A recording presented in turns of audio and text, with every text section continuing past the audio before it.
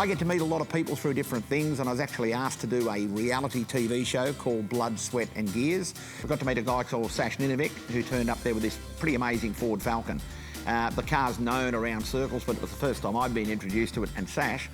We got on like a house on fire because he's a really methodical person, told me what he'd done with the car, shoehorned this big engine in there, Pro Charger, told me what he'd done with the gearbox and driveline and stuff like that. So I was pretty comfortable, and then he flicked me the keys and said, here, drive it like you stole it. And we formed an amazing friendship, and he really knows his way, particularly around Fords, whether it be Mustangs, older model cars. That's his passion, but even, you know, he switches across occasional to the Lion side, you know, like Camaros and stuff like that. If it's got a V8 engine or a big six or anything like that, Sash is the man. He sort of knows how to develop a car, but build it properly. Because the problem with a lot of young people, they get enthusiasm exceeding their abilities, whether it be on the road, the racetrack, or in building a car. And most people want grunt. They want to stick the big engine, but they do nothing to the brakes, nothing to the suspension. So in a lot of cases, the car might go like snot, but it won't go around corners and it won't stop. I believe people need to get the right advice. People like Sash, they're very good with advice, I can tell you, and I believe you've got to listen to people who are better equipped and better knowledgeable in the sense of knowing how to build a performance car and how to do it properly. Yes, it might cost a bit more money, but at the end of the day, it's better to build the thing in a smart way that will deliver smarter outcomes. Well, Paul, you tried to put the right plate on the left side. I was facing the shock connection straight to the top. Go, Paulie, tell him what we're doing, mate. Here we're putting in the U-bolts and the diff plate to hold the diff housing. These U-bolts are aftermarket ones. And when I say aftermarket, I'm not talking about them being ordinary quality. They're actually better quality than the original ones.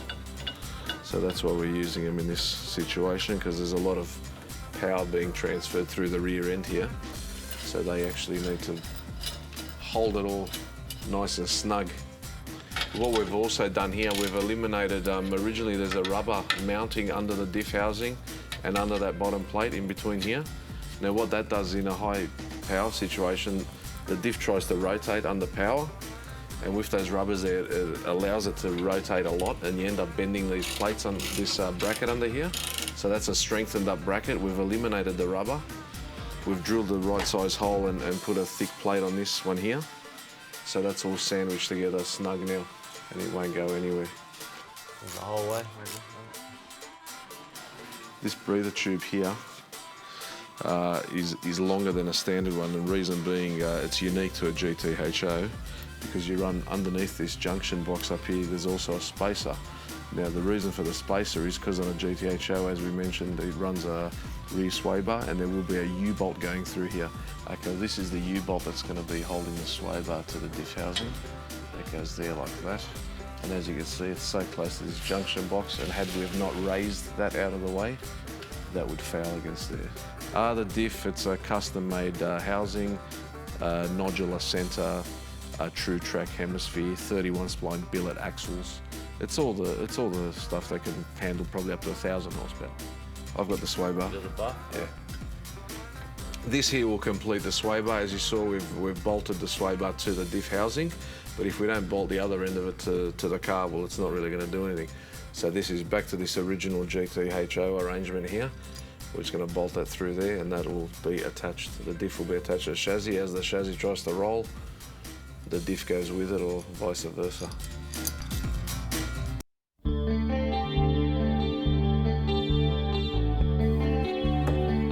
Well, since last time, it doesn't look like much has happened, but we've done a lot of the fiddly stuff in the way of wiring in the engine bay, wiring under the dash. But as you can see, all the braking systems in, the clutch, all the wiper motors, mechanisms, all that's happening.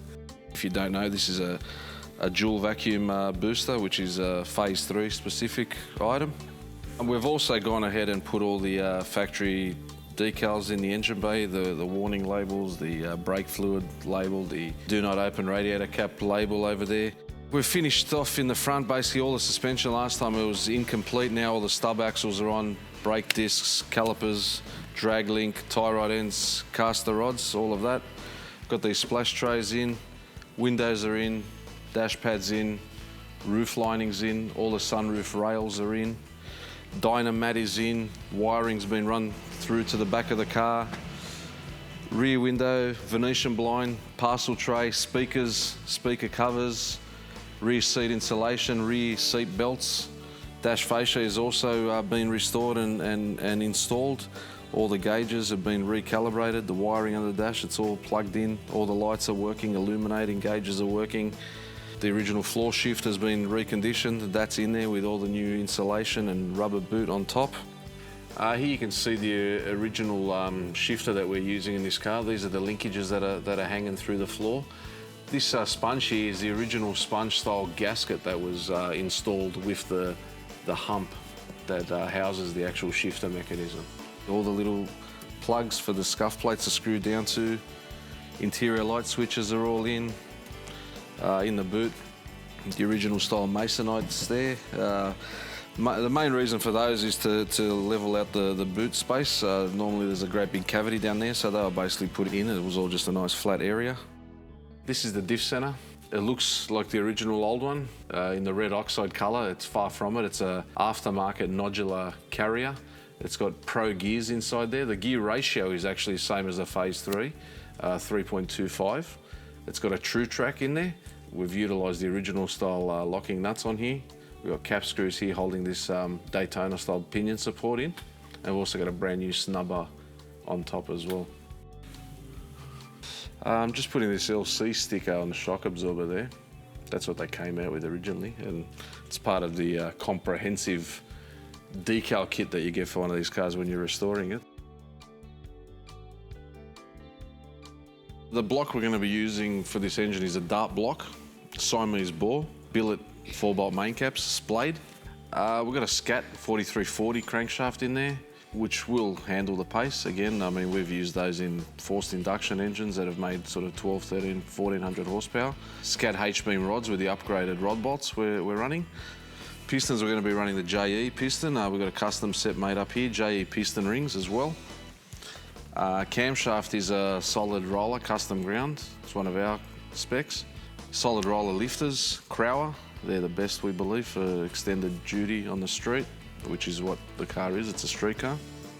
Cylinder heads, SCM, Scott Cook heads. They basically look the same as a factory head, but they're way better than that in every way, shape or form. They outflow most other Cleveland cylinder heads on the market, if not all of them.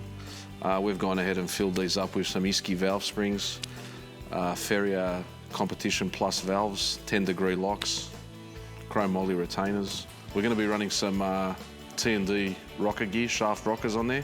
We don't have those at the moment. That's one of the things that's stopping us from actually finishing the engine.